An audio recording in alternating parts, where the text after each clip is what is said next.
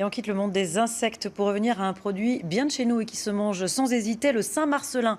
C'est le second volet de notre série sur les fromages des Alpes. Une série signée Denis Vigneault-Duguet, Jean-Christophe Solari avec Pierre Maillard. Sur le marché de Saint-Marcellin, Damien est une référence et cet affineur possède une clientèle particulièrement fidèle, comme ce restaurateur du village de Chatte, dans le Nord-Isère. On adore le Saint-Marcellin, surtout celui de Damien. Déjà, on connaît ceux qui le fabriquent, et puis c'est un bon affineur. Dans les cuisines de ce château du XIVe siècle qui domine la commune, Christine élabore des plats traditionnels où respect du terroir se mêle à la recherche du plaisir. Dans ses recettes, le Saint-Marcellin occupe une place de choix. C'est un très bon fromage qui n'est pas trop salé, qui peut se travailler facilement. On peut faire une fondue de Saint-Marcellin. On peut faire pas mal de choses. Il cuit bien, il ne bouge pas, il est parfait.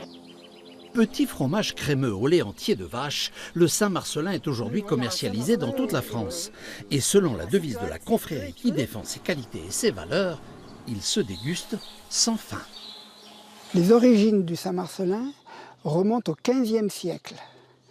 Les livres des comptes de l'intendance de Louis XI y faisaient déjà largement mention.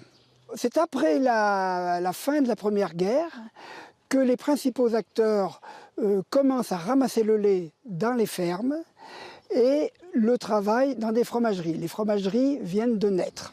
Il faut attendre fin 2013 pour que ce fromage bénéficie d'une IGP, indication géographique protégée, un dispositif légal de l'Union européenne qui garantit qu'au moins une des étapes de fabrication a été réalisée dans le lieu affiché par le produit. Un véritable Graal pour les acteurs de la filière.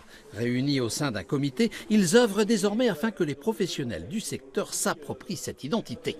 Dans le comté, les gens ne s'imaginent pas dire « je produis du lait pour du lait ». Ils savent qu'ils produisent du lait pour le comté. Nous, ce qu'il faut, c'est qu'on ait ce sentiment d'appartenance beaucoup plus important qu'on a aujourd'hui et que les producteurs se sentent vraiment acteurs de la filière et non pas seulement des livreurs de lait. Et c'est pour ça qu'on envisage justement des panneaux qui indiqueront où se situent les fermes qui produisent du lait IGP et affirmés par les producteurs « je suis producteur et ce lait-là va dans la filière Saint-Marcellin ».